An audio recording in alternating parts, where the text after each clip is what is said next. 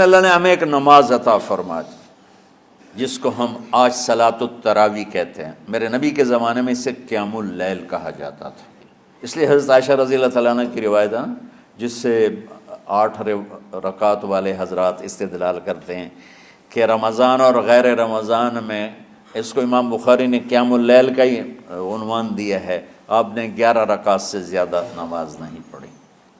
ایک ضعیف روایت میں ہے کہ آپ نے 3 دن پڑھائی نماز، یہ تو صحیح روایت ہے۔ کتنی رکعت پڑھائی؟ تو ایک ضعیف روایت میں ہے کہ 20 رکعت پڑھائی۔ اچھا، ضعیف روایت سے عبادت ثابت نہیں ہو سکتی حکم شرعی، تو جب حضرت عمر رضی اللہ تعالیٰ عنہ نے سب کو، اب میرے نبی کے دور میں 3 دن کے بعد آپ تو آئے نہیں کہ کہیں فرض نہ ہو جائے، تو صحابہ اپنے طور پر قرآن سنتے تھے ٹولیوں میں۔ صدیقی دور میں 2 سال وہ فتنوں میں گزرا، تو اس میں بھی اسی طرح چلا کہ ٹولیوں میں ہوتے تھے۔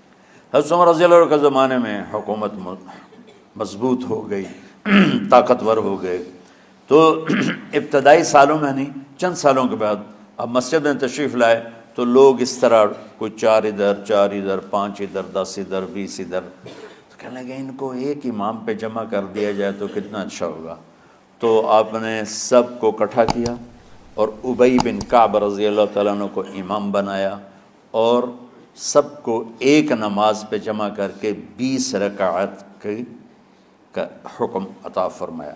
تو حضرت عمر کا یہ عمل اس حدیث کو مضبوط کر دیتا ہے کہ چونکہ میرے نبی نے کہا علیکم بسنتی و سنت الخلفاء الراشدین من بعدی، کہ میری اور میرے خلفاء راشدین کی سنت پر مضبوطی سے عمل کرنا۔ تو حضرت عمر کا جو 20 رکعت طے کرنا ہے، اگر ان کا اپنا اجتہاد ہے تو بھی ہمارے لیے عمل کے لیے کافی ہے، اور اگر ان کو یہ یاد ہے کہ میرے نبی نے 20 پڑھی تھیں تو اور زیادہ اچھی بات ہے۔ لیکن بہرحال جو 8 پڑھتا ہے ہمارا اس پہ بھی کوئی اعتراض نہیں، چونکہ وہ بھی حدیث کے ساتھ بات کرتا ہے، اور باقی پوری امت 20 پڑھتی ہے ان پر بھی اعتراض نہیں۔ میں ایک جگہ سے گزر رہا تھا، نماز کا وقت ہو گیا، اہل حدیث کی مسجد تھی، میں وہاں نماز پڑھنے چلا گیا تو ایک بہت بڑا اشتہار لکھا ہوا تھا، 20 تراویح ثابت کرنے والے کو 5 لاکھ روپے انعام۔ کہ 20 تراویح، سینکڑوں سال سے امت کا عمل 20 تراویح آ رہا ہے۔ تراویح کا نام جو پڑھا مجھے یوں لگتا ہے کہ اہل مکہ، یعنی اہل مکہ جو تھے نا، وہ 4 تراویح پڑھ کے ایک طواف کرتے تھے، تو وہ آرام کے لیے ہوتا، ترویحہ آرام، تھوڑی دیر کا آرام، تو 4 تراویح کے بعد ایک طواف کرتے تھے۔ وہ چھوٹا سا طواف 10 منٹ میں ختم ہو جاتا تھا، اور پھر 4 تراویح پڑھتے تھے، پھر طواف کرتے تھے، پھر 4 پڑھتے تھے، پھر طواف کرتے تھے۔ یہ صحابہ کے تھوڑے بعد کے دور کی بات۔ تو مدینے والوں کو پتہ چلا کہ مکے والے تو یہ کرتے ہیں، وہ کہنے لگے اساں کی کریے؟ انہوں نے کہا اسی 40 تراویح پڑھیں گے، 40 رکعت، وہ 40 رکعت پڑھتے تھے۔ تو نوافل میں کوئی سختی نہیں کہ بھائی 8 سے زیادہ نہیں پڑھنی، بدعت ہو جائے گی، اور 20 پڑھنا بدعت ہے، یہ سب جہالت کی بات ہے۔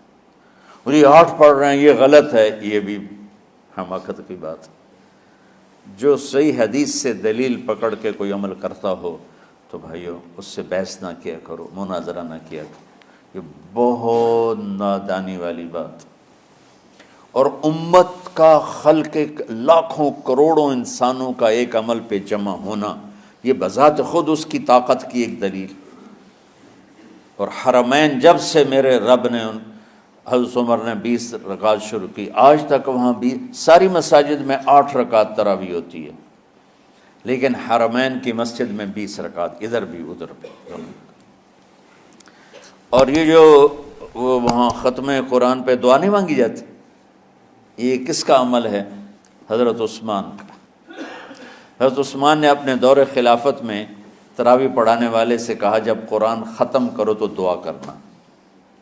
وہ کہنے لگے جی کیا دعا کروں؟ کہ جو تیرے دل میں آئے کرنا۔